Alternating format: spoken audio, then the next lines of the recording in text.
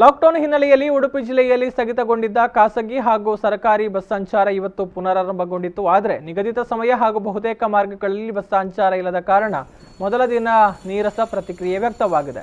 ಸಾರ್ವಜನಿಕರ ಬೇಡಿಕೆಯಂತೆ ಜಿಲ್ಲಾಡಳಿತ ಹಲವು ಷರತ್ತುಗಳೊಂದಿಗೆ ಬಸ್ ಸಂಚಾರಕ್ಕೆ ಅನುಮತಿಯನ್ನು ಕೊಟ್ಟಿತ್ತು. ಇಂದು ಜಿಲ್ಲೆಯಲ್ಲಿ ಒಟ್ಟು 5 ಮತ್ತು ಖಾಸಗಿ 6 ಬಸ್ಗಳು ಮಾತ್ರ ಓಡಾಟ ನಡೆಸಿದ್ವು. ನಿನ್ನೆಯಿಂದ ಆರಂಭಗೊಂಡ ಉಡುಪಿ ಜಿಲ್ಲಾಧಿಕಾರಿ ಕಚೇರಿ ನಡುವಿನ ಒಂದು ಕೆಎಸ್ಆರ್ಟಿಸಿ ಬಸ್ ಇಂದು ಕೂಡ ಸಂಚಾರವನ್ನು ಮುಂದುವರಿಸಿದೆ.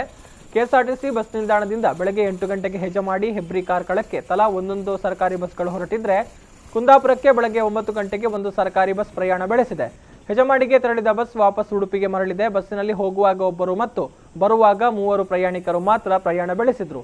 ಹೀಗೆ 2 ಟ್ರಿಪ್ಗಳಲ್ಲಿ ಕೇವಲ 103 ರೂಪಾಯಿ ಮಾತ್ರ ಸಂಗ್ರಹ ಆಗಿದ್ದು, ಪ್ರಯಾಣಿಕರಿಲ್ಲದ ಕಾರಣ ಒಂದೇ ಟ್ರಿಪ್ಗೆ ಈ ಮಾರ್ಗದ ಬಸ್ ಸಂಚಾರವನ್ನು ಸ್ಥಗಿತಗೊಳಿಸಲಾಗಿದೆ. ಅದೇ ರೀತಿ ಕುಂದಾಪುರ ಡಿಪೋದಿಂದ ಕುಂದಾಪುರ ಉಡುಪಿ ಮಣಿಪಾಲ ಮಾರ್ಗದಲ್ಲಿ ಒಂದು ಬಸ್ ಸಂಚಾರ ಆರಂಭಿಸಿದೆ ಅಂತ ಕೆಎಸ್ಆರ್ಟಿಸಿ ಅಧಿಕಾರಿಗಳು ಹೇಳಿದ್ದಾರೆ.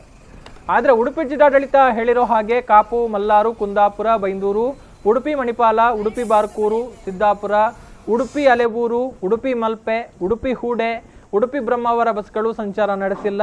ಅದೇ ರೀತಿ ಸಿಟಿ ಬಸ್ಗಳು ಕೂಡ ರಸ್ತೆಗೆ ಇಳಿದಿಲ್ಲ.